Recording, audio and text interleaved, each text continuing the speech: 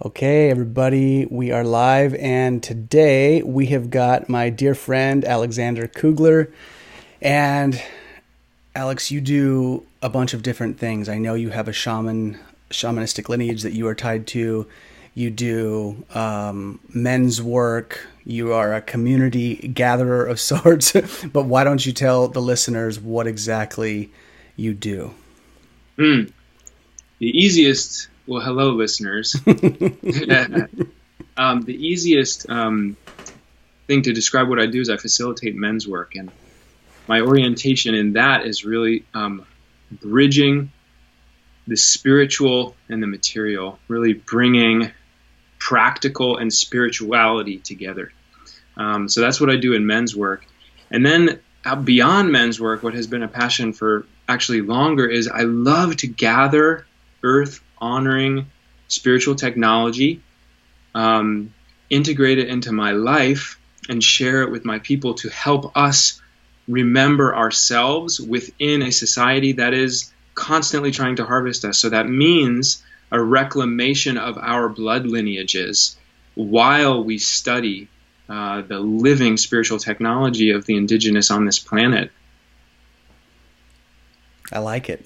It's a good answer, man, and full. You know, there's a lot in there, Yeah. to say the least. Well, you had mentioned, prior to kind of starting this episode, you said you wanted to kind of open up a field, a moment of prayer to kind of implement sort of what you're talking about.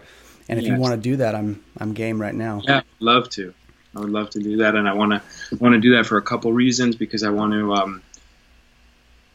For me, prayer is about faith and knowing that I am being guided. I prayed this morning and asked that the transmission be filled in by my ancestors and by all of my spiritual allies, because I know that I've got this beautiful charisma. I can speak well. I love to share things with my community, but if I'm doing that alone, then it's empty.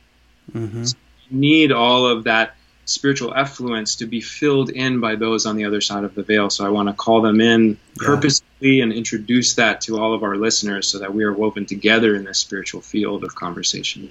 What I call lineage support. Amen. Yeah. Quicker answer.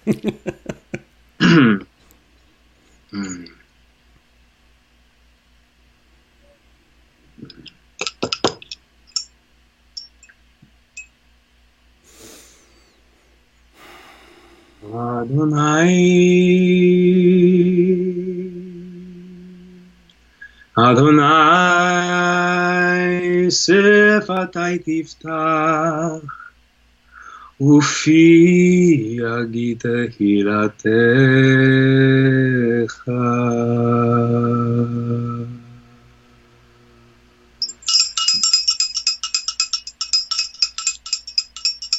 Calling out to all of the spirits of this land that I sit upon, this beautiful land in El Cerrito. I call out to the indigenous ancestors of this land, the Ohlone. Relatives, thank you so much for all of your generosity, and I ask for permission here with my brother Grayson Estrada as we communicate with all of his community and all of those who will listen to this podcast. Please open the way for beauty to be transmitted here. Please open the way for us to be in right relationship with spiritual technologies that are not of my bloodline. Please help me communicate cleanly and clearly how I understand appropriation and how I engage in remedy in this world. I pray to the spirits of this land, the more than human relatives who surround me and who are with me. I ask that you help support this transmission also, that you help open the way for beauty to be shared, that we collectively remember ourselves in right relationship with you, sacred land, that we remember that we are children of the Great Mother and that we are in relationship with all of the relatives that surround us, human and beyond. I call out to my ancestors, the Alenskys, the Robinsons, the Kuglers, the Gallowitz, the Kamaikos, all of the ancestors of mine who were born on this land, Turtle Island, and all of you who were born in the old country, in the Ukraine, Dnepropetrovsk, Belarus, Lithuania, Germany, Austria, Luxembourg, all of the places from the old country when we were in deeper relationship with the land, when our indigenosity had not been so forgotten.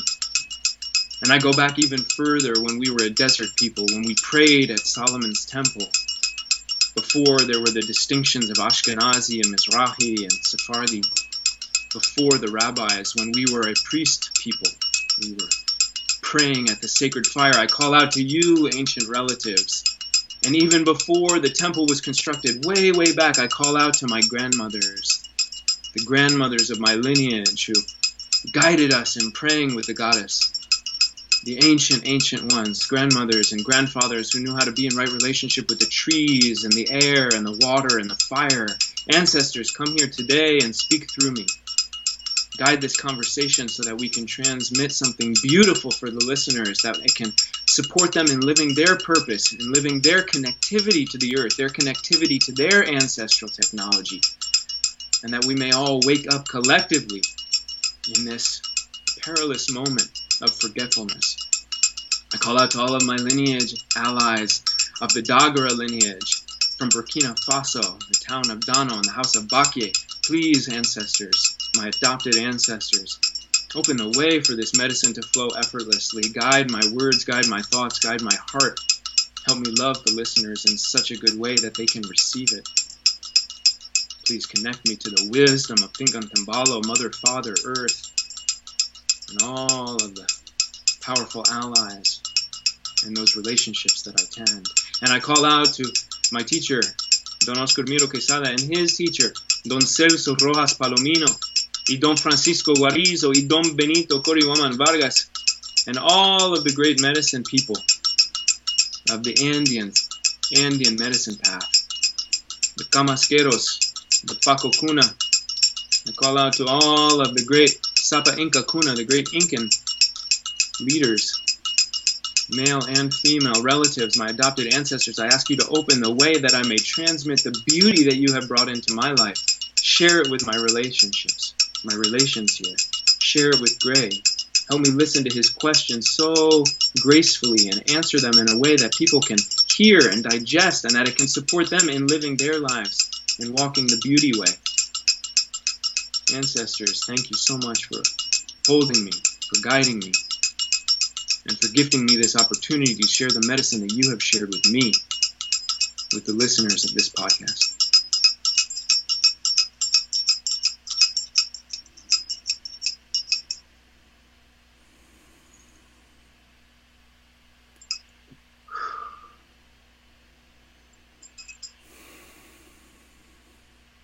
Amen. Amen. I dig it. Thank you.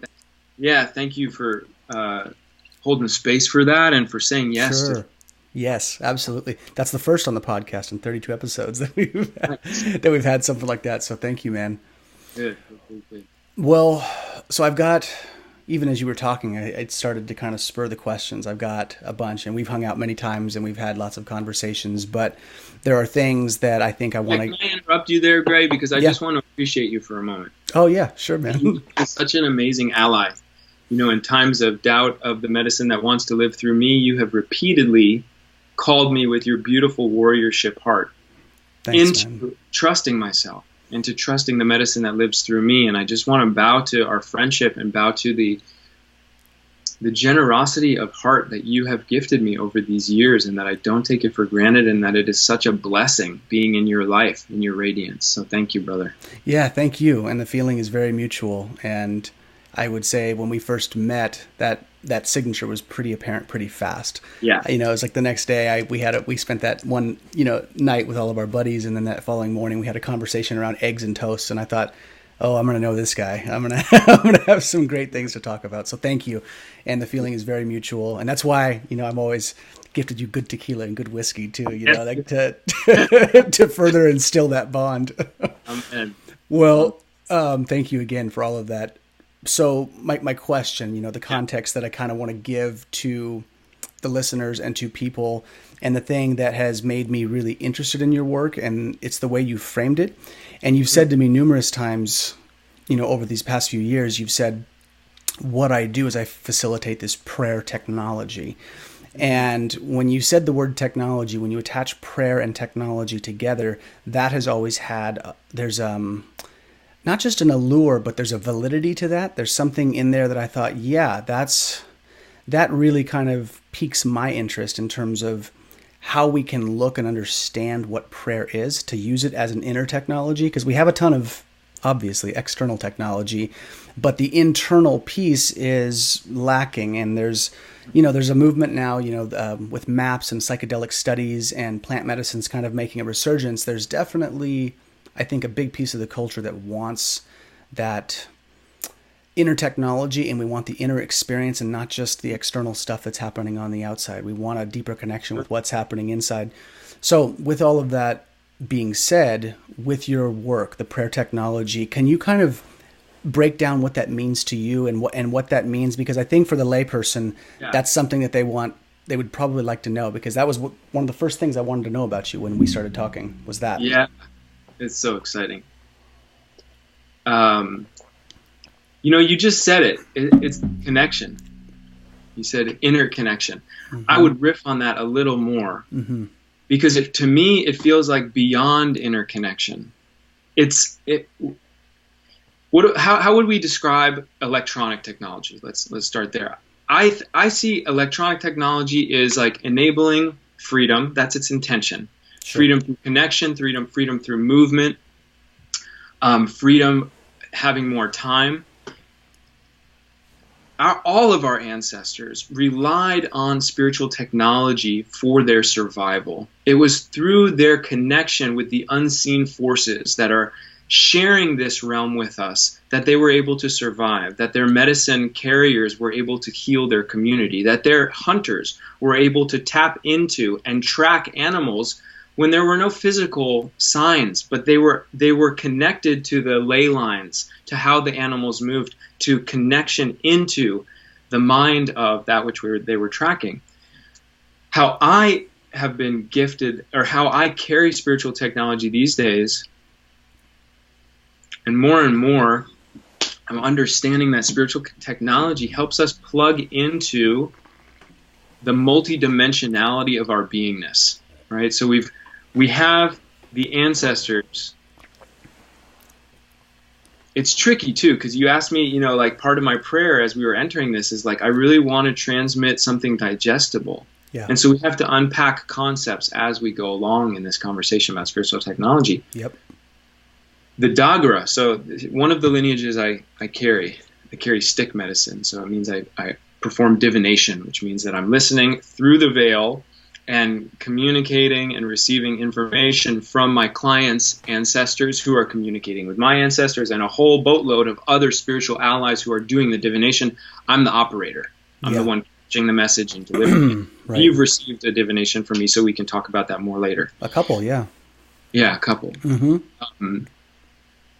And so the Dagara have taught me through my teachers the understanding that the ancestors are not up and away. The ancestors are in the earth. When the occupying Europeans came in and were stealing people, enslaving them, and also indoctrinating them into Catholicism, they said, God is in heaven, God, your ancestors are up in heaven, and the Dagara found this comical. Why, it's so clear to us that the ancestors are in the earth. It's so clear that we have the support of the Great Mother, Great Father under us. Why do we keep talking about heaven? Why do we keep going up? So the spiritual technology that the Dagara have been cultivating for 20 to 40,000 years, talk about refinement, is a technology that helps us, that enables us to communicate with checks and balances. This is the beauty of these advanced spiritual technologies. They have checks and balances. They demand the diviner, in this case me, to have online my intuitive capacity so that I can hear and listen beyond the veil. But the technology doesn't depend that I'm always right.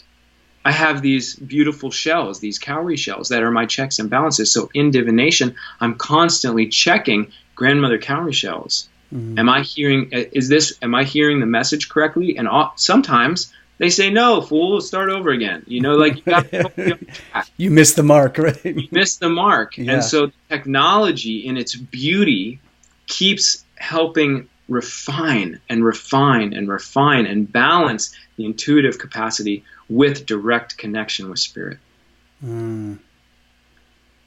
That feels like a good first round. I'm wondering, like, Yeah. Oh no, there's up for you as you hear those pieces. no. It's great. It's a very good explanation, and it was very easy to digest. So that's great, and I think that's a piece of why I wanted you on this podcast, was to flesh these things out, because I think giving people context to this stuff is really important, because it's helpful, and there's a tremendous amount of benefit and merit that I think comes from these practices. I've experienced it. A lot of your community has. People that are close to you that we are mutual friends with have experienced it. My mom.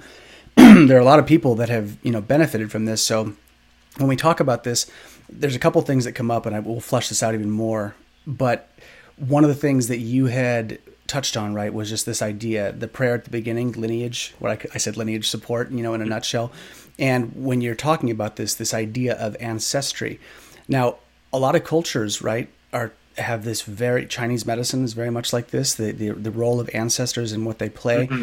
And one of the things that has come up in recent years when I've talked to you about this, you've helped me matriculate this idea, which is this, and this is what I want to hear your thoughts on, is that what we call our genetics are essentially it's like the physical cellular blueprint of the echoes of the past, the things that we have done, the things we have partaken in, the gifts or talents that have been built from generation to generation. We end up accumulating these things in our body. And in a sense, we have, our ancestors quite literally living in our genetics, what they call the Jing. We have this like pumping through us, and it's almost like an unconscious program. We have, our genes I have my proclivities, strengths and weaknesses that I am going to be, leaning to in my life, as are you, as I age. And then with these technologies, right, that's the subconscious piece. And then it seems like with these prayer technologies, when you are actively calling out to and intending with the conscious mind into these areas, you're calling out to your ancestors, you're calling out. It's a very conscious piece. And I think that's what's interesting about it for me, is that we have what I would call our subconscious genetics, the things that they're in there. Why am I the way I am? Yeah. Because of many, many generations of things, to where I came into form.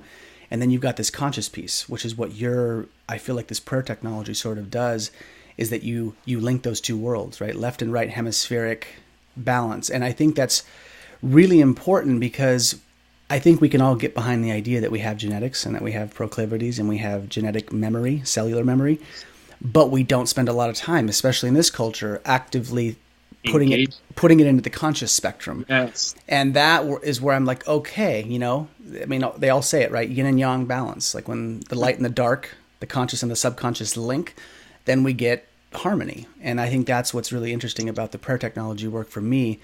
So I would love to hear your thoughts on that, given that kind of breakdown. I love it.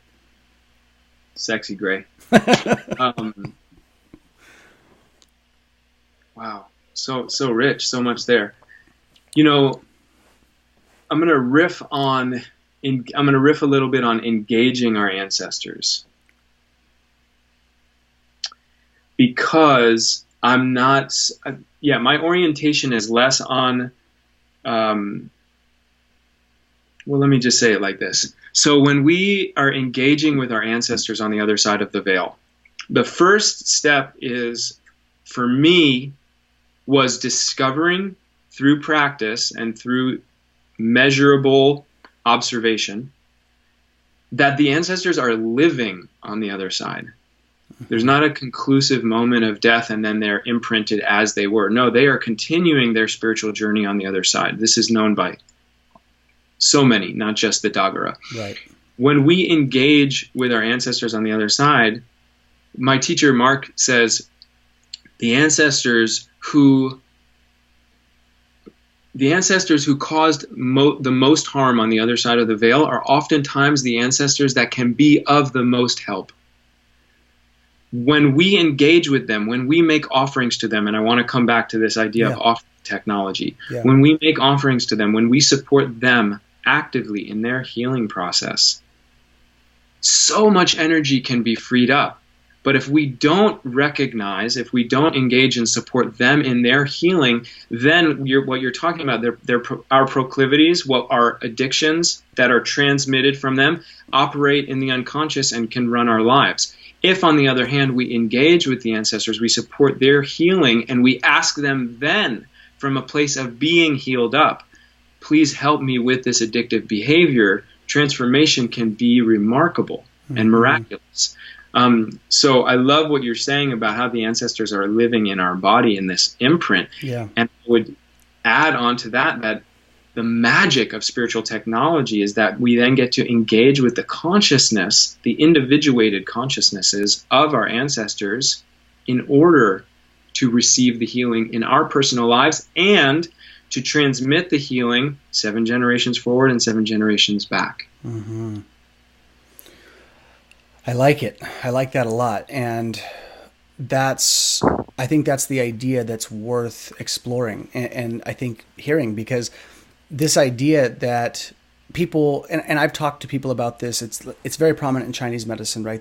What they call the Taoist immortals, right? These people who embodied an aspect of life consciousness or their medicinal practice or their art that was so powerful that it leaves a mark, essentially, and it becomes immortal, right? The lineage lives on.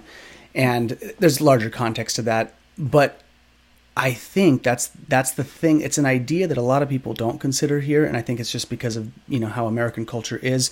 And people, I think it's like most of the times it's a tool they don't even know is available, that it's even something on the radar.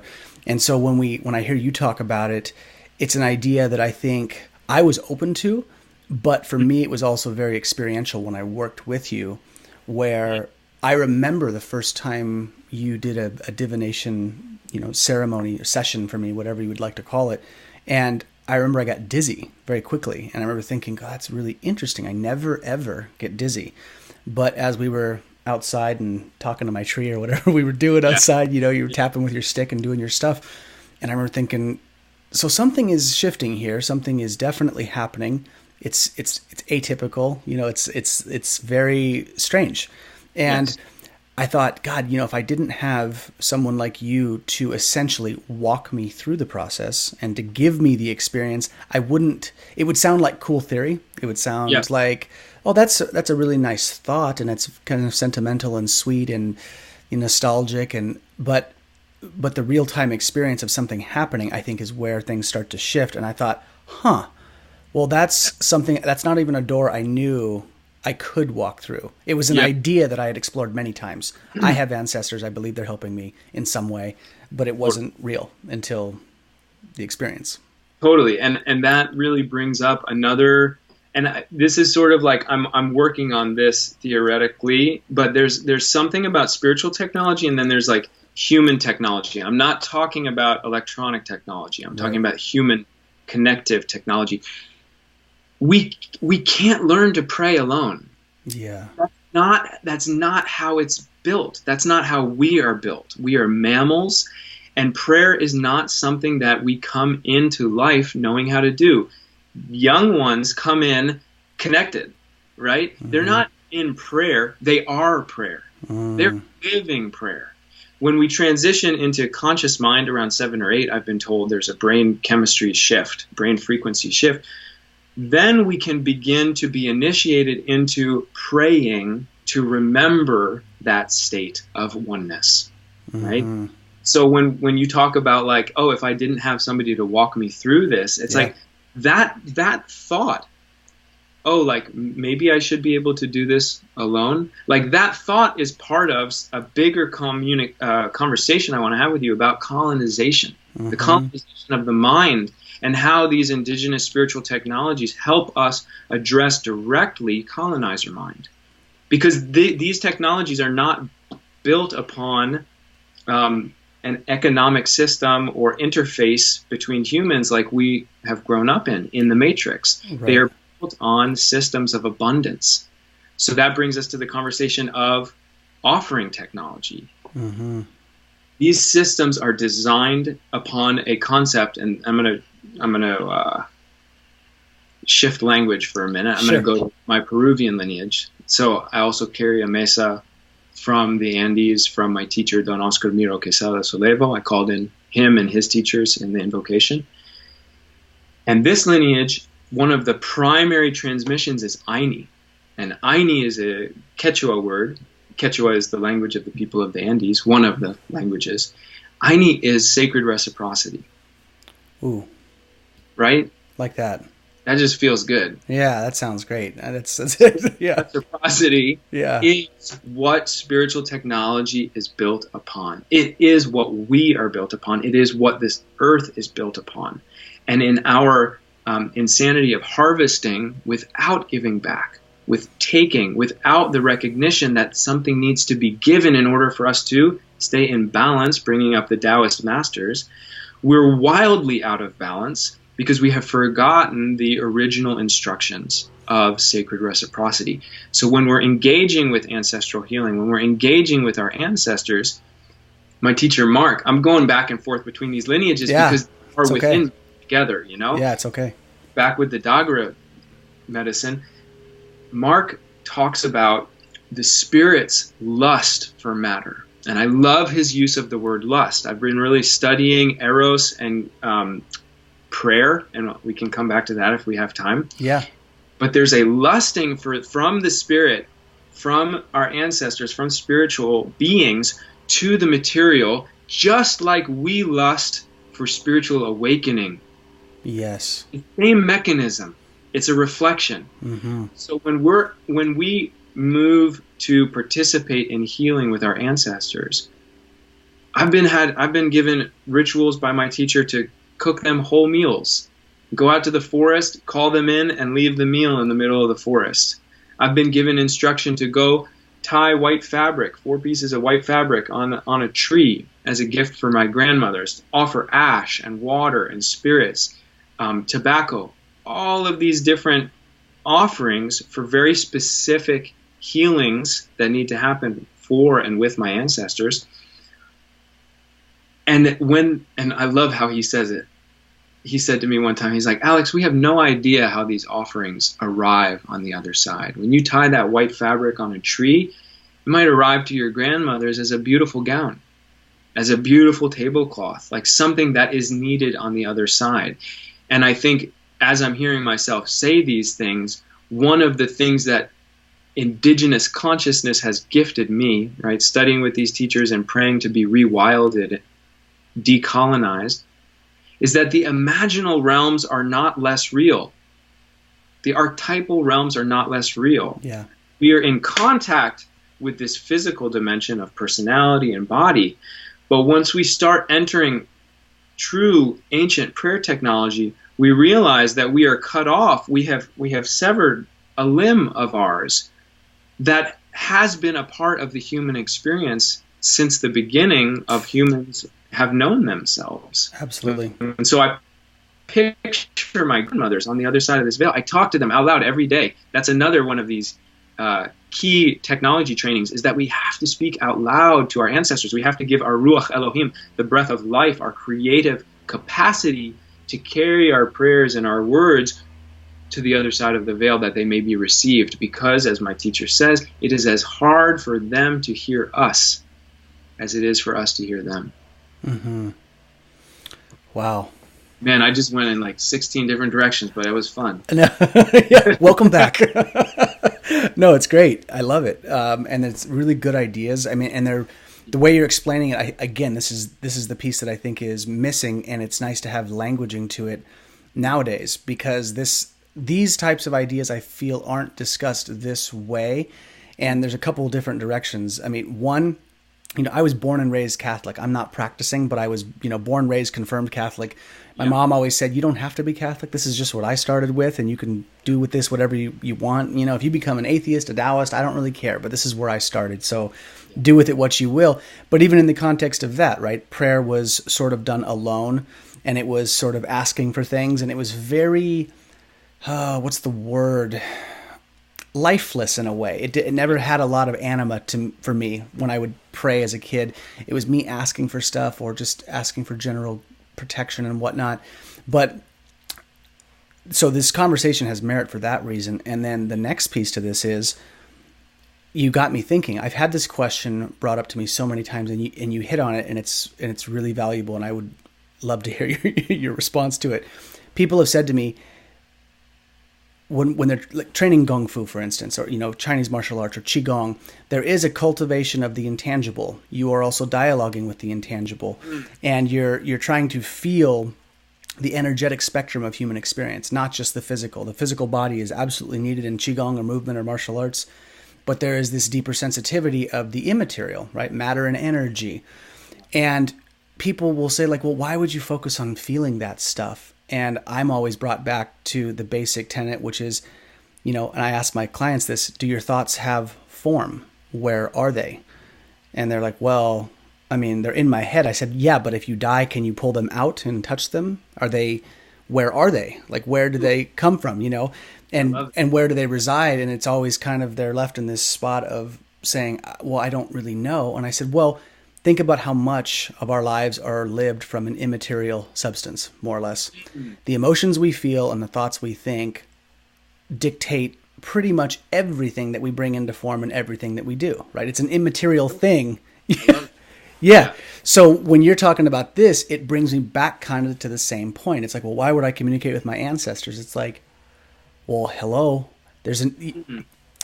If even though we can't see them and they may be immaterial to us, there's a high likelihood that where our lineages reside, wherever they are, that they could have tremendous impact on us for that same reason. It's a parallel that I'm trying to draw. It's interesting, man, because when I came onto the spiritual path, I was not interested in ancestral communication, and now it's primary for me. So I'm like reflecting on how did that happen? I heard indigenous elders say, there's an enormous backlog of grief of untended ancestors. I heard that didn't touch me for some reason. That didn't move me. There's also something to be said about the lineages that we're born into, and just to weave back colonization, right? Like my ancestors, I'm an Ashkenazi Jew, 100% Ashkenazi Jew. So that means all of my ancestors, as far back as we can trace, are from Eastern Europe and were ghettoized, which means that they were forced to live in shtetls or small communities. They were not allowed to own land. This is the history of the Jewish people in Eastern Europe for a long time. My ancestors, once Rabbinic Judaism came into authority, decided that it was unacceptable to practice divination. They say that explicitly, like last week's Torah portion. Wow. Unacceptable to do divination, unacceptable to commune with the dead. So I found myself doing this divination work and feeling and checking in with my teacher. I'm going to tell a real quick story. Yeah. When I was going through my merging ceremony, which is the moment that I am merged with or married to the Wedeme. The Wedeme are the forest beings. These are the ones who perform the divination technology. These are the land beings. In the Dagara cosmology, they were left here by Creator to help the humans live, because Creator had to bounce and go do something else.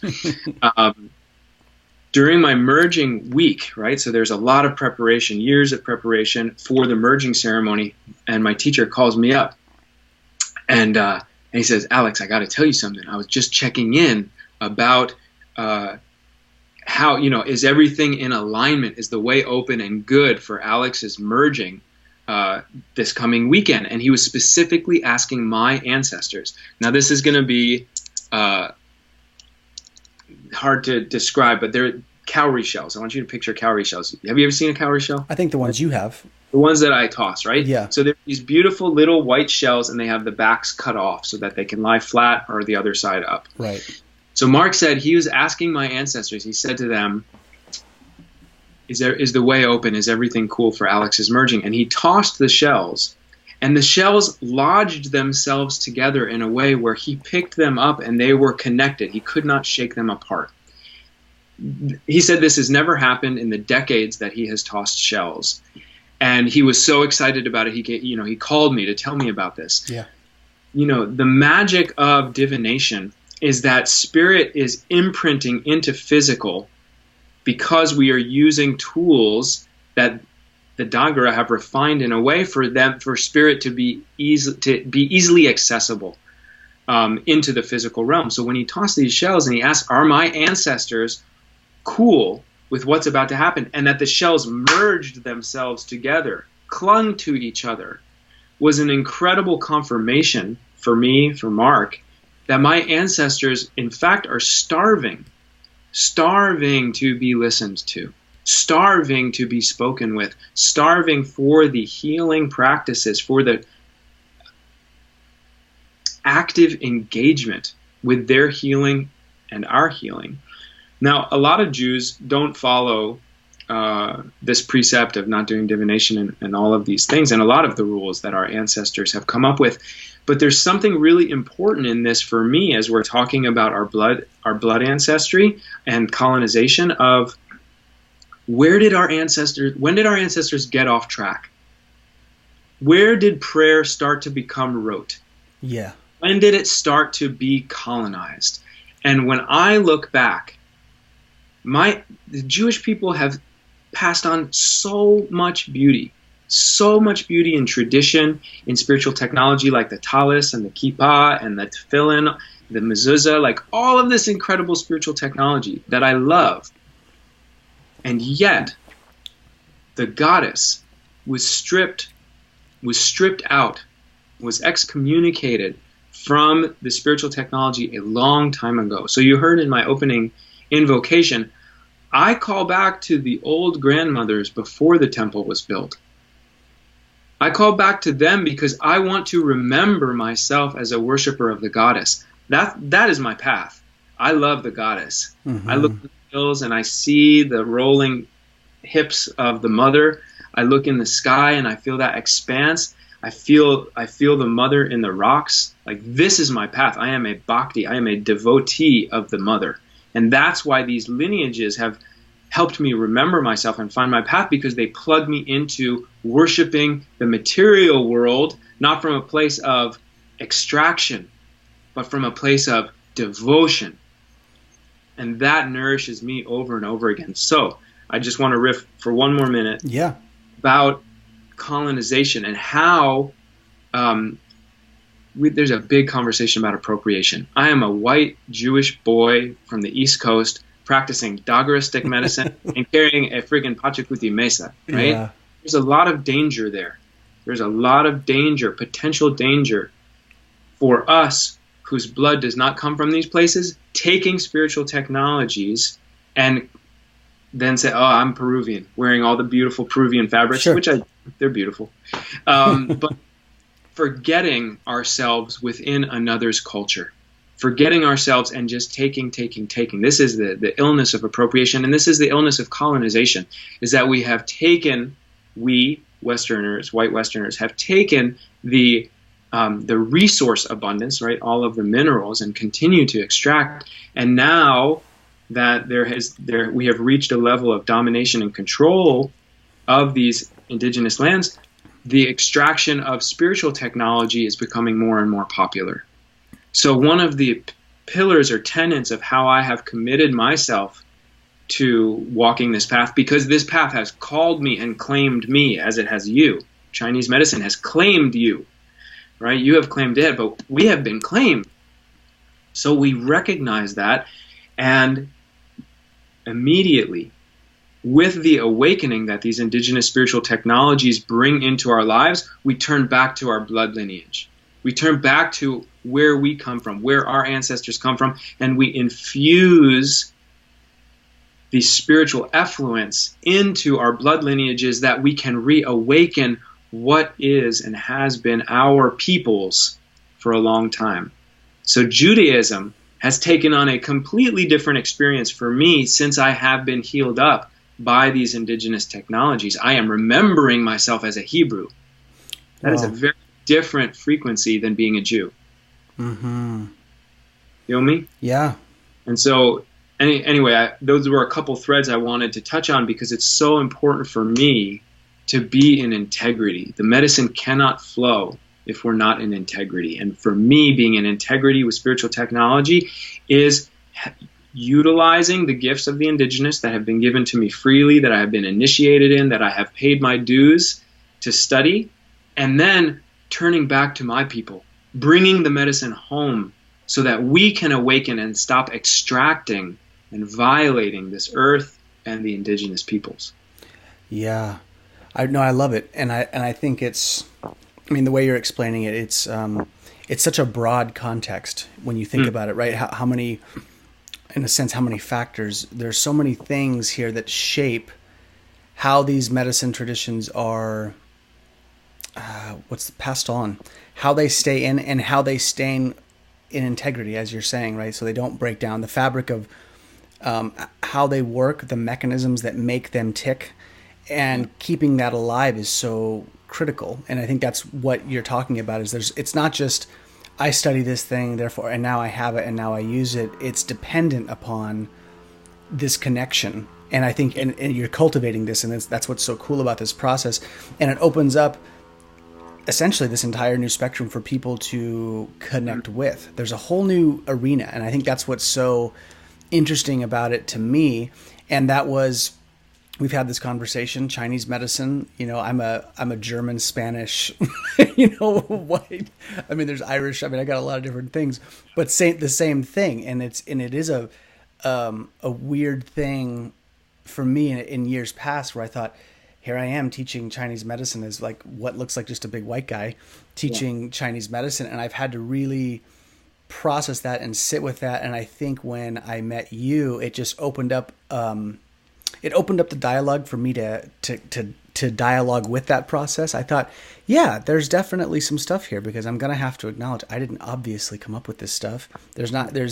I've got my spin on it because I'm me, but it's in the end, it's like there are these traditions that I'm leaning on fully to help people and to bring it forward. So I think, again, it kind of comes back to that question and that reasoning of merit. Like, why would we want to look into this? Why is it relevant to study the stuff that you're talking about here?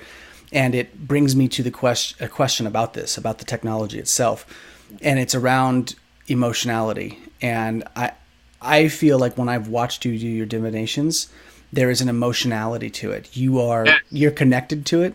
And it's not just you blindly like, I'm calling on my ancestors and it's just a monotonous, like you're not zoned out. You are engaged fully. And there's a book. I'm not sure if you've read it. Do you know who Greg Braden is? Yeah, I love Greg's. Have you read his book, The Isaiah Effect? No. Okay, so the book is about prayer technology, and it was one of the books that if you had not heard about it, I was going to bring it up during this podcast. I think you should check it out. But one of the things that he talks about is he studies a bunch of different cultures across the globe, and they talk about prayer technology. And one of the things that they say that was lost or that people forgot about was the emotionality found in prayer. So he said, this is the example in a nutshell. He says, traditionally, we are trained in Catholicism or in Protestant religion or in just mainstream, what I call mainstream modern religion, that you pray for something like, I would like a black Rolls Royce. I want this thing. I want a new house. I want these things, and it can be very specific sometimes that people pray for. I want this thing. Please help me get that job. And what he said and what this book talks about is the missing link in the prayer technology was, he said, instead of praying for that job that you want or the vehicle that you want, what really makes the prayer come into form is, he says, embody the emotionality as if you had just received the job and actively experience the emotion that's tied to the thing you're requesting. And it wasn't about material things. He was using that as a kind of an arbitrary example. But if you want, if someone is ill, you don't pray for them to get well. You embody the emotional state of what it would feel like if your relative became well. And the skill, right? And the craft is, how do you cultivate the emotionality into your body? How do you actually feel the emotion while you're praying? And I think, personally, I feel like this notion and this idea and this practice of plugging into ancestry, I think starts to create the emotionality personally. Because when you do that, I've seen you, when you start kind of going down your list of people that you're thanking and you're calling out to the grandmothers and you're calling out to all these sides, by default, there's sort of a humbling reverence that comes with that. Yes. And it makes you feel like, whoa, I'm kind of small, but I can be very large if I lean back on these ancestors and I lean back on these things that have helped me, and you realize you're larger than yourself. So Yes. I think it's an interesting thing. I think, like, for one, I think you should read that book and check it out. I think you'd really like it.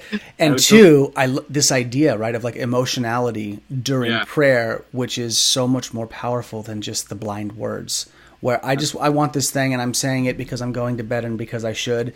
That whole, I don't know what you want to call that, but the way prayer has been done. So yeah.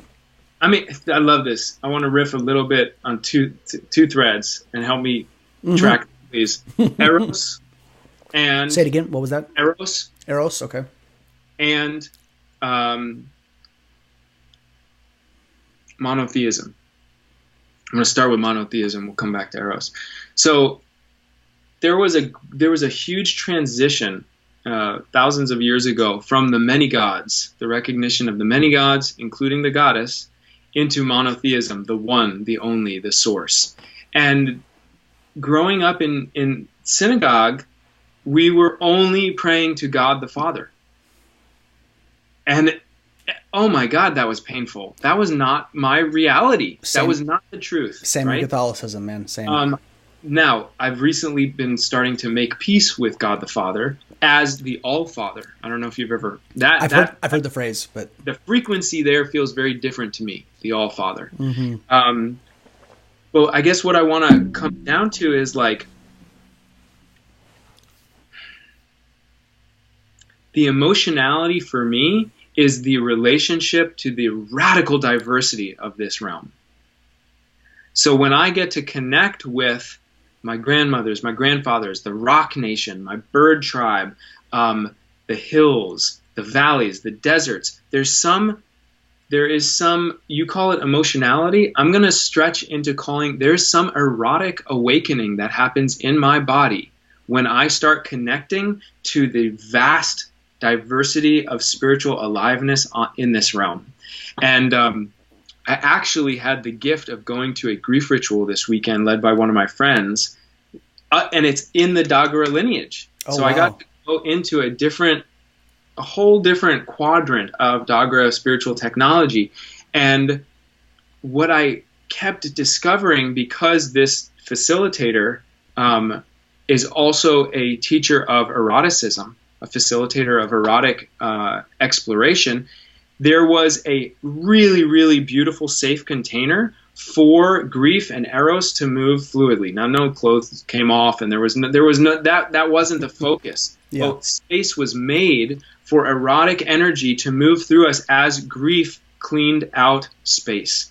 And so what I keep coming back to is, like, when I go to pray, it's the same quality of listening. This is a show for adults, right? Yes, and you can curse if you want. Okay, thank you. It's that when I go to pray, I'm discovering it's the same quality of listening that I use when I'm touching a lover. Uh-huh. It's that same subtle, I want the juices to flow. Right. I want pleasure to rocket through their body. Mm-hmm. It's the same desire mechanism when I'm tapping on my grandmother's shrine. I want them to be in pleasure. I want to hear them. I want to hear the subtle cues coming from the other side so that I can give them what they need to be whole and nourished. So you're naming this emotionality. I think that's very true. And for this one, who is a devotee, this is my path in this planet, I want to make love all the time. I want to make love at my shrines. I want to make love at my altar. I want to make love when the plant medicines are in my body. I want to make love with my beautiful lover in my bed. And I want to pray the shit into their orgasm. Yeah. I'm discovering how unified they are in my being, and how much aliveness and power comes through the prayers when I allow the Eros to rocket through me. I can feel it in my body even as I'm talking about this. There's this, like, kinetic energy over my skin. Yeah. And it's not that I'm objectifying. It's not that I want to take something. No, I want to give. I want to ride the current of devotion into ecstasy with my ancestors and with my lover and with the planet and with my brother, Gray. I want to be in that erotic, awake prayer all day, every day. Mm-hmm. My teacher, Don Oscar, I was having a hard moment a couple months ago. And I got to be on the phone with him, which is such a gift. He's so busy. And he said, Alexander, you need to be praying with every breath. And it was just like, it was so humbling. Yeah. But it also woke me up to, I've heard Adyashanti talk about this. He talks about, Adyashanti's a teacher of Advaita, or I don't even know what he calls it, but he's a meditation teacher of the East, and he's a white man, and he says, when we meditate, we need to meditate like our hair is on fire. Mm. What does that mean? Why did Don Oscar say, like, with every breath? Right. There is an awakeness that is available to us when we do not compartmentalize the animal from the spiritual. Mm-hmm. My animal body wants to make love and be in connection all the time. Why are we not why, we know why we're colonized. Yeah, right. But we don't have to be colonized. There's a word in Quechua, salka, undomesticated, feral, right? This is why I pray, so that I'm fucking wild. Not wild, destructive, wild, unapologetically true. Yeah. I like that. And my sentiments mirror your own. I mean, I think in the collective, right, we have different languaging and different contexts from how we plugged into this concept, but that domestication thing, the lack of wild, the lack of physical resiliency, even that we have from the elements nowadays. We've become so disconnected from this thing. I mean, a part of why I love camping is just the simple thing of being outside for 3 days and being around fire and being near creeks and letting myself get dirty and feeling a little cold and having to, that whole process, I think, metaphorically it's good for the physical body, but when we plug into the living matrix that life is and that the world is, we're speaking the same language. It's the same kind of thing of why it's so important that this is brought back into the culture. And you said kind of unlearning a little bit of like, why are we know why, but we don't have to do it like this. And there are ways and methods to speed this process up. Yes. And the Dagara, the Dagara talk about wild magic. The wild is called the Wia. Wia is nature. Mm-hmm. There's Wia, and then there's human magic. And in the town, we have human magic, right? We have streets, we have buildings, we have all of the things that we construct as humans. Yeah. When we go into the wild, that's where we get wilded. And what I've discovered through all of these studies is that before the power and beauty of spiritual craft, spiritual technology, is the power and radiance and beauty of the wild, of nature. So before all of this, underneath all of it, and within all of this technology is the wild. That's the primacy of this transmission of spiritual technology, is to learn our way out of domesticated human mind and body behaviors. The Matrix. Mm-hmm. Right? Yeah, it's very real. That's you, Keanu Reeves. So like I'm going to go in a different direction a little bit, go a little personal. 2 months ago yesterday, my partner of 2 years, I don't even know if we did talk about this. You told me, but I know you've been in processing essentially. Yes. Yeah. So 2 months ago, my partner of 2 years left the relationship. And I have never touched grief that deep. I've been depressed. That's sort of like a shutdown. I've wanted to hurt myself. I cut myself for many years and wanted to commit suicide and all that. That's real. This is a completely different ballgame, being very awake and alive and deep heartbreak. Whew. And so how I have been understanding it, because there were weeks and weeks of tears. How I've been understanding it is that there was a cyst on my heart, and life conspired to slice open this cyst. And the only way that the knife would go deep enough across my heart was, one, if I loved deep enough, which I still do love her. Yeah. If I loved deep enough, and if she left. And that organization of wild medicine came into my life and cut my heart open so deeply that the pus that was in the way of me living, and all the ways that I was codependent, all of the ways that I had internal, all of that has gotten to be squeezed out through grief. Enormous waves of grief.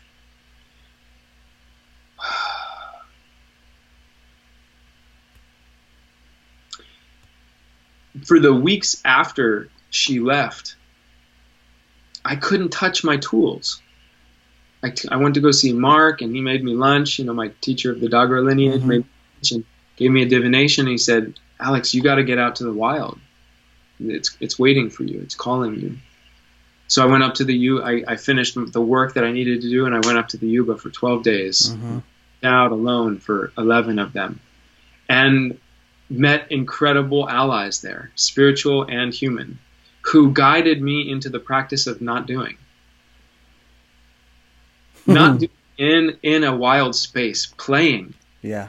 You know, being that 10-year-old self swimming up and down the river with my goggles and exploring and praying, not because I'm supposed to pray or follow these rules, but because that is the movement of my soul, and weeping and weeping and weeping. And then my head would pop back up and I'd be like, wow, that was helpful. Each phase. And this to me speaks to the living medicine rather than the indoctrination. Yes. Right? The living medicine makes room for periods of, not now, I'm not going to be at my shrines every day right now, I need to go get wild. Yes. And then I come back and I am a different fucking human. Yeah. I I am wilder. I am loving more today than I have ever loved in my life. Yeah. Feeling grief deeper than I have ever grieved in my life. And I am more awake to Eros rocketing through my body than I have ever been. How is that possible 2 months after the greatest heartbreak of my life? In my understanding, it is because of the lineages that are holding me on the path towards the greatest unfoldment of my love into this world. I could not walk this path without these lineages holding me. I could not walk this path without my ancestors underneath me. I don't want to walk this path without them. Yeah. And it's my opportunity and obligation to transmit appropriately to my relatives, all of my relatives, technologies to help them live their purpose in right relationship to the land, to indigenous peoples, and to the medicine. I like it. Thanks for going there with me. Yeah, of course. Thank you for sharing. And I know how difficult the heartbreak was for you. And we talked, actually, I think it was a couple weeks after it had really, the blow had been delivered. And you talked to me, and we talked on the phone, and we just dropped in about that. And I remember thinking, oh man, like, you've got your work cut out ahead of you. You're going to have a pretty, a hole to climb out of. And there's going to be some beautiful light at the end of it. And I was also really excited for you at the same time, because I know from my own heartbreak like that I've had. I was 27 when it happened, and broke me. Very cliche things, you know, walking through my house, collapsing to my knees, crying for 30 seconds or a minute, and then standing back up and being back to normal. And it was just very rough. And I also had people, like you said, you know, human allies that show up, people in my life that were saying, Gray, you know, when we go through pain like this, that pain is essentially creating more space for love inside the heart. That's what the pain does. That's what that grief does, is it creates more room, but you do have to bear it. You do need to go through it. You got to process it. You got to cry. You've got to really let yourself go down to those deep bowels. And then when you come out, there is more room. And that's sort of the hard edge of life, and I think of love. So I appreciate you sharing it, and I'm proud of you for being present with it. So many people will run from their pain, and I just think that is such a mistake, because the pain doesn't last, and I think it actually it moves quicker, and when we really feel it, and that's just a hard thing for people to swallow. But super hard, and I would just say it's sad that we do that, but it's also not our fault. Agreed. I think that we are living, as my Jewish community would say, we're living in Babylon. We are living in times of the death of the village. The village has been massacred, so we do not have the structures in place to support our grieving. We have to go to weekend workshops, and most people don't have the resources and the time to be able to go to a weekend workshop to grieve. So like one of the human technologies that I want to name is just calling counsel. Like you were on that list of like, brothers, I need to sit around the fire and be held and witness. Brothers, I'm going to the Yuba, And specifically I reached out to men because there was two reasons. One is because I want to practice men holding each other. So there was some like principle that wanted to be into helping be in our emotional bodies together. And there was also, I was getting great holding from my sisters. The women in my life know how to be in grief. Yeah. They know how to be with me in my grief, celebrate my tears. And a lot of my male friends don't. And I didn't want to call them to be with me alone because I wouldn't be able to cry with them because they don't know how to stay with me in that grief. So these are one of those human technologies, and this is why I do men's work. Because I'm a man that cries. So often, men I work with say to me, "How do I cry? Can you help me remember how to cry?" Yeah, there's like, it's heartbreaking. I know, man. It's sad. It really is, and I've seen it, and I also have been very lucky in my life to be surrounded by a lot of men who are not afraid to cry. And I'm not saying they're crying at every drop, a glass of milk is spilled and they're crying. It's when it's fitting, right? When I think there's times when I've seen men where most people in the room are saying, they should be crying. This is a very sad affair. Why are they just, you can just see them bottling the emotion because there's weakness apparently in their mind, for crying. And it is a bummer because I just think, first of all, that there's a penalty for that physically. The body takes a beating for just not being able to process emotion. I don't know if I told you, I think I told you this, and I've mentioned it on the podcast and I've told the story many times, but it was a pivotal transformation for me. I was impotent at 21 because I hadn't grieved for my dad. I hadn't cried. Wow. I didn't know that until I was forced into crying, essentially through body work. And through my first martial art instructor, Chuck Duran, he worked on me, and I cried for the first time in 2 years. And I remember when he hit that spot in my hip, it wasn't that hard, but he said, "This is where you're storing it." And he's like, "I'm not going to let go." And he drilled into that spot, and I just broke down. There was this little side tangent, 2 episodes I think you should listen to. The last one with Tony Gallus, we talk about living medicine traditions versus knowledge, which is really cool. And then episode 9 with Larissa Conte, which was about grief rituals, about this very thing. But when I got to cry, when I actually got into the space and I just dumped, and I cried for about 45 minutes straight. And there's a difference between crying and wailing. I wailed. Wailed. And right after that, he talked to me. He was such a gentle, kind soul about the whole process, and just told me, he says, "You're not less of a man for crying. You're more of one. You've got to deal with these things. And if you leave that untouched," he's like, 30 years later, that can become cancer. That can become very like lodged tumors in your body. Like, don't do that. And so we talked about it. And I remember that night, for the first time in 6 months, sexual performance was back on like I was 21 again. And I thought, damn, there's a penalty if we don't allow those emotions to course. And I think people forget that. Like, it's going to chew on you in some Totally. way. And you're tracking the grief and Eros too. Like, this is it. Yeah. This is it. The aliveness of our creative force. Yep. Grief. They're right next to each other. So close. they're married. On the same channels. Yeah. Really. Yeah. It's really important. And that's why I appreciate the work that you're doing, and when your passion for it, because it's, I think, getting back to that place and acknowledging that all people need to cry, and we all have to. That's such a critical piece, I think, of the human experience. And they've even talked about it in the science realm, man. They talk about mitochondria, chromosomes, codons at the cellular level. It's dependent upon like laughter and tears. Like, if we don't have a balance of those things at a cellular level, we start to break down. Like, there's just a fundamental truth that you got to dance in those worlds. You know Martin Prechtel? Say it again. Martin Prechtel. I've heard the name, maybe from you. He's an author of The Smell of Rain on Dust, Grief and Praise. You told me this name. Yes. Yeah. Like this is a Westerner who also has lived in and studied with indigenous peoples. I believe it's with the Mayan.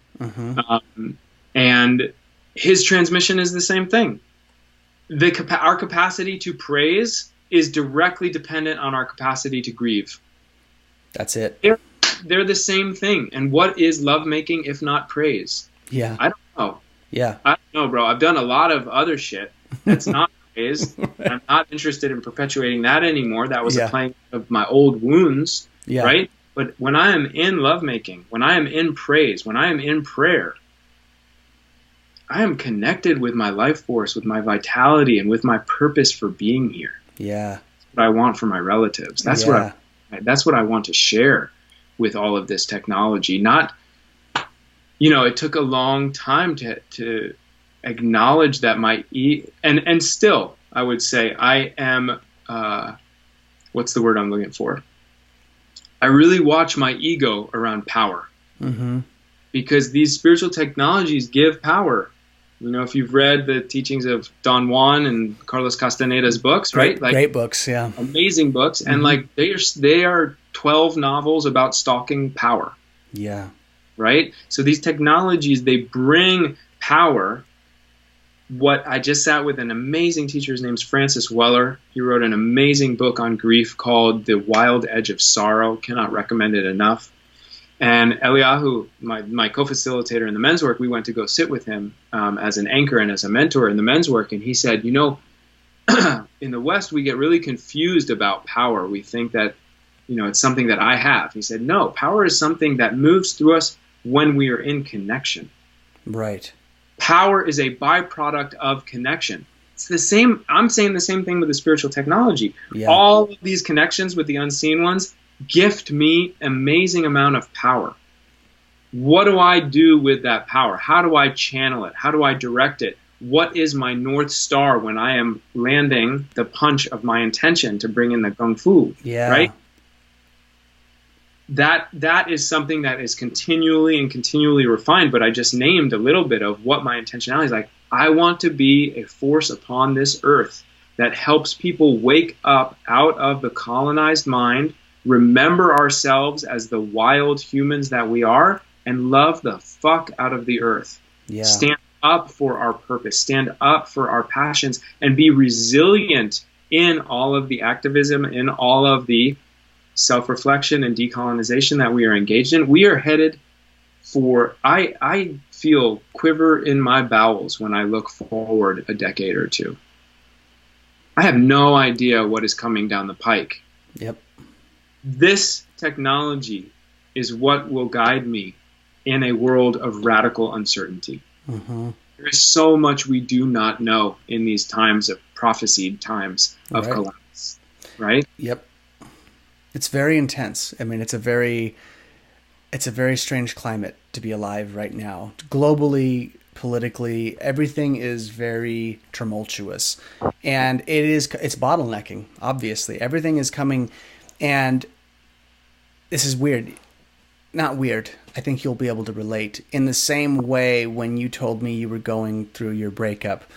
And I've thought about this for other people too, where there's almost not excitement is probably the wrong word, but that makes sense. Yeah, there's a certain amount of that same energy when I look at this bottleneck too, because I Yes. keep thinking, I'm like, I really genuinely believe that as we get to that precipice of just where we're going to hit that boiling point, Yeah. yes, shit is going to hit the fan. Yes, there are going to be some very real problems and some very real backpedaling, and it's going to take a long time to repair some of the damage, and some of it will probably be irreversible. But I think that's true for when my dad died. It's not something I get over. It's just something you integrate. It's a wound that's always there. And I think that's the way it's going to be, I think, with what's happening, on the planet right now too. There's going to be that, like, yeah, we won't just get past it. We'll integrate all of this stuff eventually, but it's going to be bumpy as hell. I mean, it is going to be a rough ride. It's important for us to also remember the privilege that you and I sit in. That as people who are recognized as white men, we are able to, we are gifted a certain amount of comfort that most people on the planet do not have right now. Most people of color do not have on the planet, and those are the communities that will be hit the hardest. So I think there's a sobriety, and there's that's also operating in me too, Gray, is this like celebration of the collapse. Like, yes, please may these structures collapse, and being really sober to the fact that those who will be hurt the most are the communities where these spiritual technologies come from. Mm-hmm. In Burkina Faso, Mark is telling me that they've discovered gold in the past 10 years. And up until this discovery, Dano, this town where he received his training and has gone back many, many years, has been really, really deeply connected and living its ancestral history.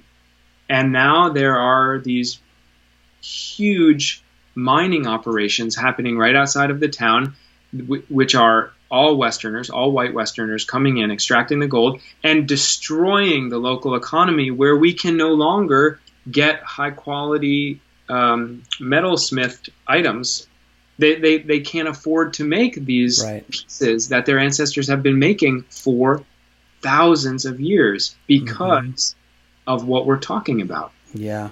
So there's a way that I'm recognizing this moment of gathering the spiritual technologies is like, we are, I keep picturing these water wells in the desert. And for thousands of years, they have been bringing up cool drinking water for all of the people. Yeah. And we're in a moment where the heat is rising so fast, and so it's becoming so unbearable that the homes of these spiritual technologies we're going through another extinction phase. We're going through another period where the medicine will have to go even deeper underground. And I'm hearing my teacher, Don Oscar, whisper in my ear, the medicine never goes away. Yeah. It goes underground. The people suffer. Right. The people suffer. That's something that we have to hold close to our heart, those of us who walk the medicine path, and allow that grief to impact how we choose to live. Mm-hmm. Well said. Well said. I agree. I very much agree. This brings me, Alex, kind of to like the last two parts as we kind of wrap up. And we've touched on a lot, which is great because we've gotten a full picture, that's to say the least. When you told me of what I call your previous life, you were a singer, and then you had one experience. I was an opera singer, Greg. That's right. You were an opera singer, and you went from opera singer to one experience to following what we would call a shamanistic path. And would you mind touching on that just for a moment, that how you went from, just that to that, like that transition and the experience. Just to touch on that, because I think it's really interesting how we can be on one track and God, to be an opera singer, how cool, it's such a cool thing to be on. And I remember you saying, one ceremony, and it was like, yeah, things are different now, and I'm going to be shifting down some different roads. I wish it was that clear. It was so not clear, man. And my teacher he calls these the pathless places. Yeah. Dark. Scary. Mysterious. So I discovered the path of bhakti, the path of devotion, when I was in my early 20s. When I was deep in my depression, I found hatha yoga, and I was like, holy shit, like, yes, please. And then I discovered kirtan, and then I discovered meditation, and it was like, okay, the Eastern path, India, this is the medicine for me. And so while I was an opera singer, I continued down that path for many years, and really dove into the Self-Realization Fellowship with, this is the lineage of Paramahansa Yogananda. Yeah. And I was doing my 4 hours of meditation every day, and I fucked myself. I locked down all of the Eros, because Yogananda says you only are to, I won't do his accent right now, I don't want to offend anyone. You're only to make love for procreation. And I wanted to be a good boy. So I wanted to follow Yogananda's teachings. Right. And I hurt myself deeply. There were years of I wasn't masturbating. I would only see my sweetheart every once in a while. And I was living with such dryness. And, but I was then trying to sing opera, which is the most erotic expression of power I've ever experienced. It is like a repetitive orgasm through the body singing high notes. It is the most incredible feeling I've ever known. And then I'd go home and have no idea how to ground that energy. So I'd just sit in meditation. So that went on for years. And then I went through a Pachakuti. A Pachakuti is a world flip, or a world collapse.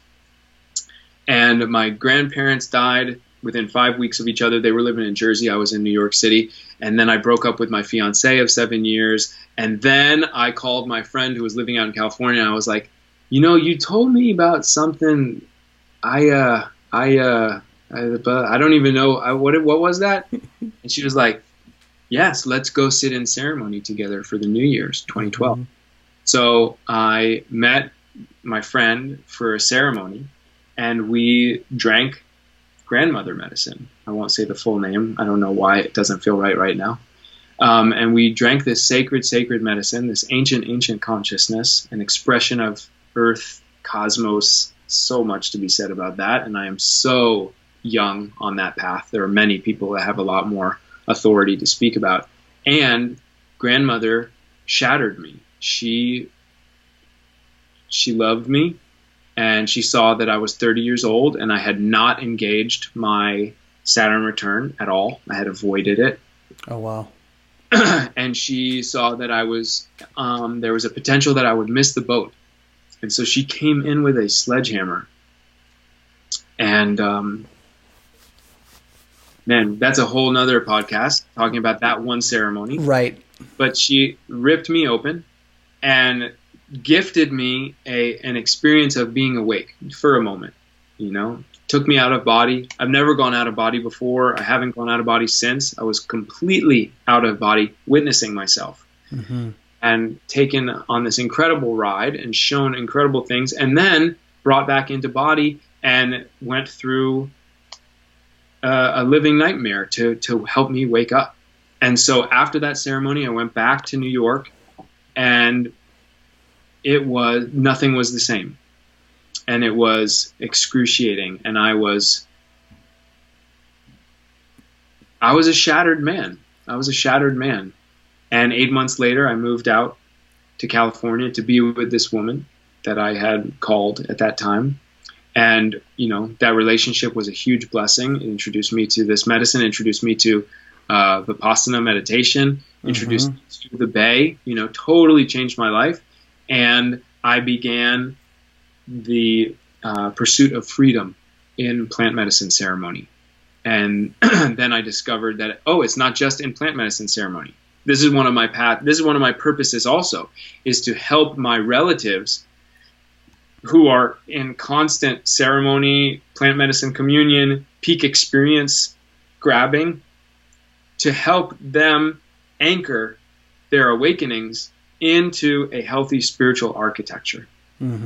So all of these spiritual technologies that I utilize, that have been gifted to me, are my spiritual architecture to house and direct and contain and align my awakening process. And without those technologies, we can go through these peak experiences and keep reaching for the peak experiences, believing that the peak experience is the state we're supposed to maintain. No, that's not it.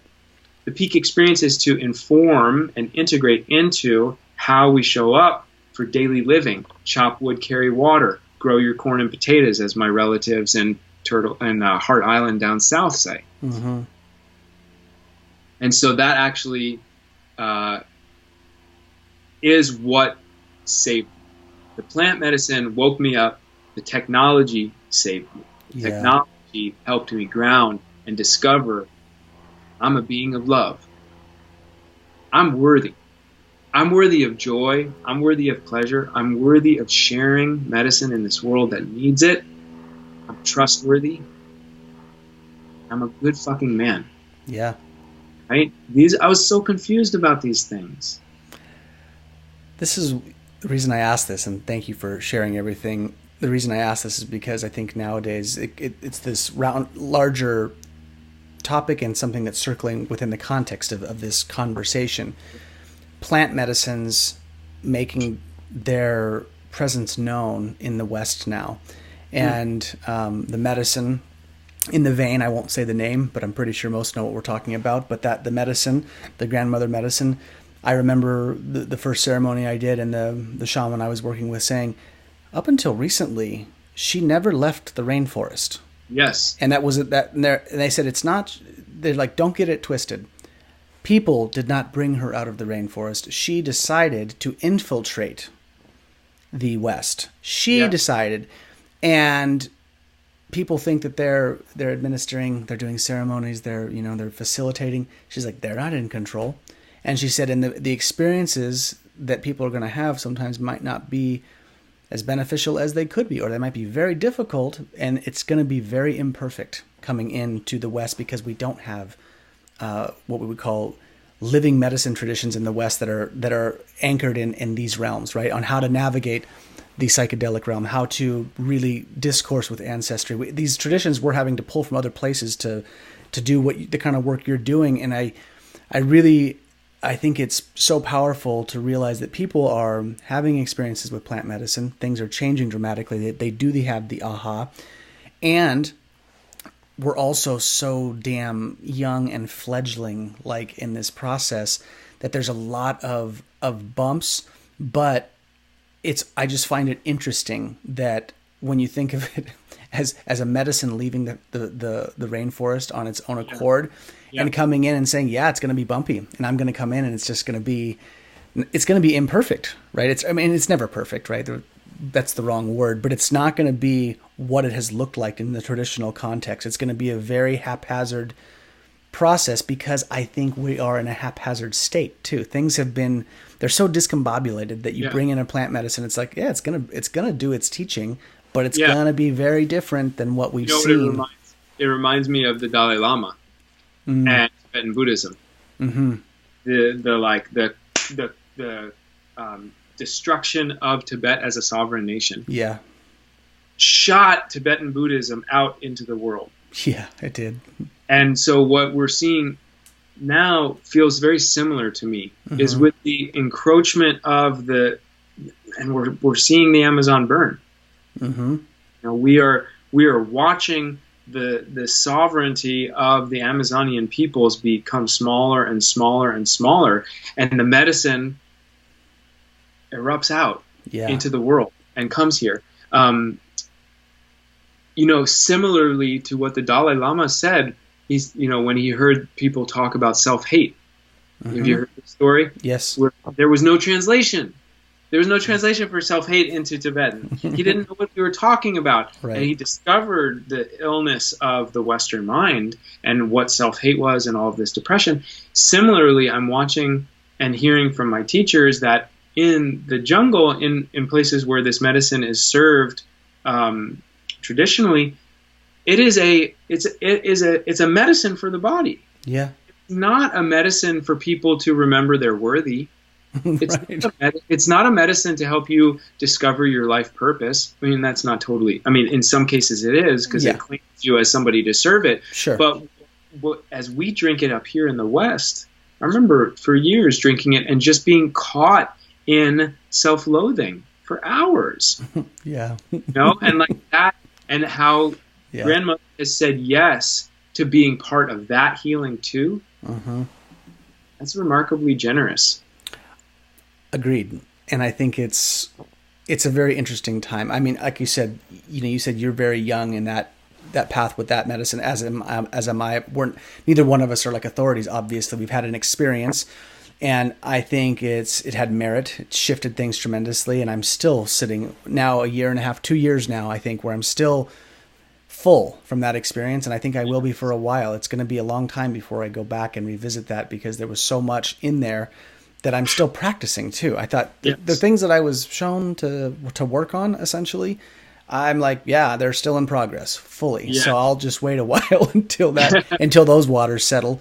But thank you for addressing that and just kind of touching on that for a quick second. So the part 2 to this closeout is the last bit about your men's work, and just I know you're starting. I believe you said, is that right? Did I remember when we talked last week that you're starting a new wave of something soon? Not men's work, actually. I'm launching an online course. Okay. The timing of this podcast and this interview is totally magical. Yeah. Again, like all of the conspiring support. I'm launching an 8-week course on spiritual technology training that I'm super stoked about, and I'm going. The vision is to train people to do altar tending, so that they are confident in their capacity to commune with an altar for the purpose of supporting them in living their purpose, for the support, as I was talking about, of housing spiritual awakening, so that people can be confident and clear in their role in community in the world. I want to train people in ancestral communion, so that they viscerally they know in their bodies that their ancestors are with them every day, every step of their lives, guiding them and supporting them in pursuing their goals. Also really excited in supporting people in nature connection, in community activation, and research and a claiming of their ancestral lineage, their blood ancestry. So this 8-week course I'm launching October 23rd, and people can find out about that through Facebook. My Facebook name is where I really post everything. So Alexander Kugler, Kugler, and I'm just going to have it be a Facebook event, and people can sign up there for a conversation if they want to have it with me. I'll probably be doing like a live Q&A at some point in the next month. But thanks for bringing that up, Gray. I'm super excited about doing this technology in an appropriate way. That really honors lineage, and also that gets people excited to deepen in lineage. Yeah. My life is blessed by the richness that giving myself to lineage, right? And you know this in marriage and being a father. When we give ourselves to a large commitment, there are things we're saying no to. Oh, yeah. Huge number of things we're saying no to. And the yes, the deep well, is indescribable. It's far, the no's pale by comparison. I think the no's are bigger before the commitment. Before I made the commitment, the no's were huge. These looming things. It was like this towering wave of all the no's. Like, oh, no, freedom. Only one woman. There were so many, and it was just the male, like typical male, stereotypical mind of just so many fears about raising a kid. I'm not going to be able to hang with my friends, and it's just the oh shit factor.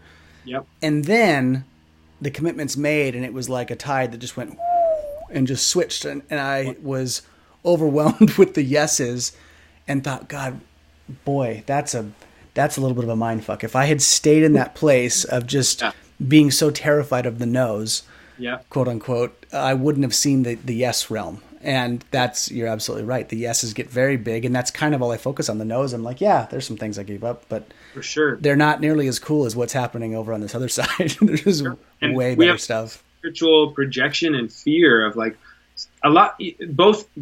We have a lot of spiritual fear and projection on, if I say yes to this lineage, like, what does that mean? Like, da da da da. And there's also like, people are starving for spiritual lineage, and Yeah. it's not easy to find one that is in full integrity. Yeah, it's tricky.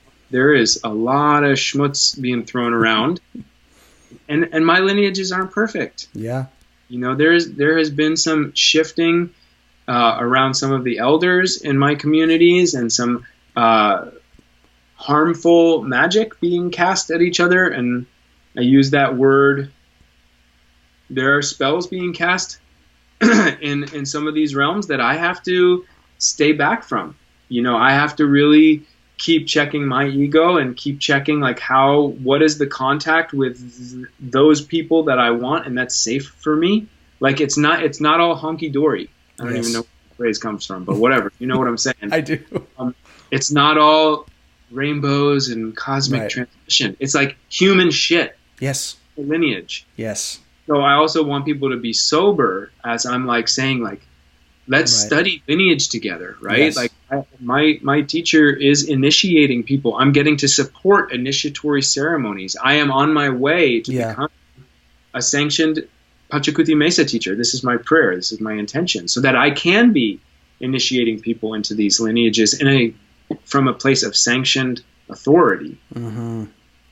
And until I am at that capacity, I want to be right where I am, which is sharing the enthusiasm, sharing the basic technologies to help people stabilize right where they are in their awakening process, to know that the spirits are with them, to feel that their ancestors are guiding them, and to be able to trust with each step. Living a life of prayer can sometimes feel, living life on prayer can feel sometimes like a repetitive stepping off of a ledge into the unknown. That is some scary shit. That is some shit. And you know what? It is the best damn training for the world to come that there is. Right. I mean, if that's not a metaphor for where we are right now, it's sort of like what is. Well, you know, if that's not it, like what is. Well, just to kind of circle back and to encapsulate, you know, just those two closing points, you know, your medicine ceremony that got you on this path, and then this.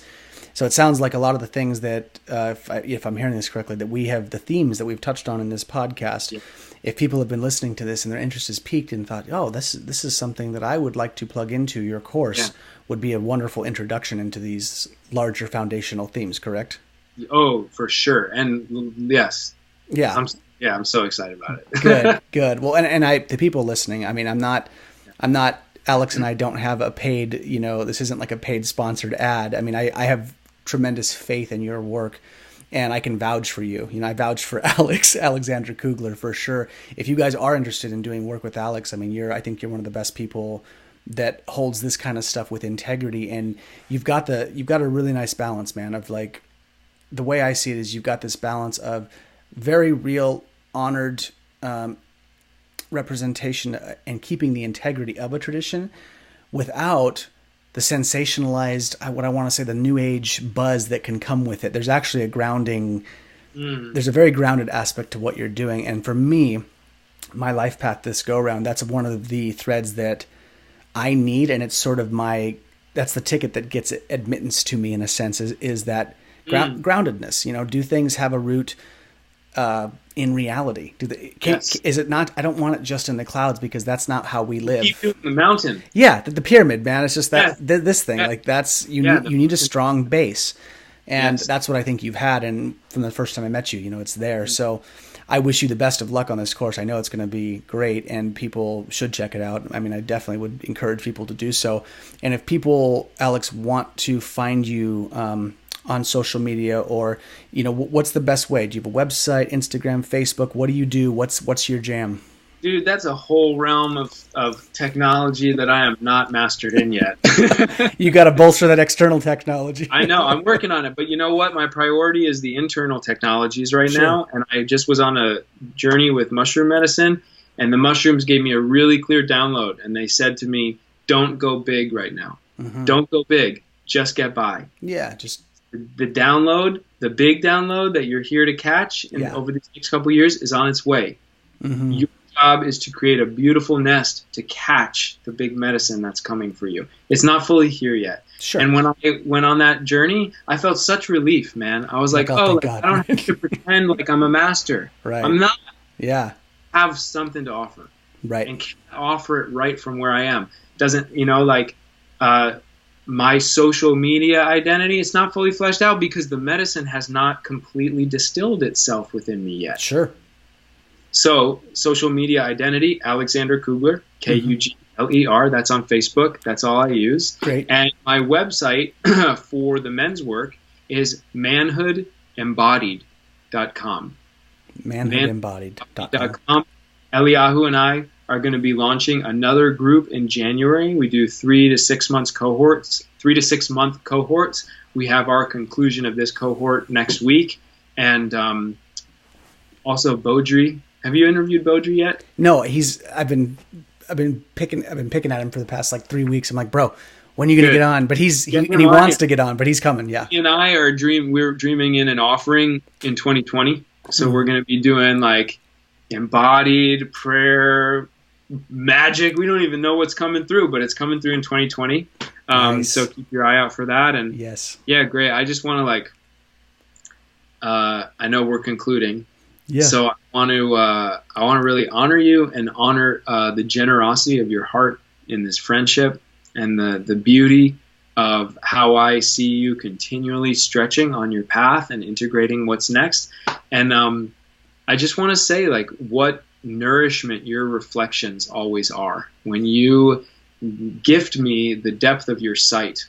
And I feel so seen by you. And as you were doing the mountain imagery and you talked to me about the energy of my hands when we hugged that first time and yeah. the limping of my body, it's like there's something so special in the medicine that comes through you of profound acknowledgement and deep seeing of other.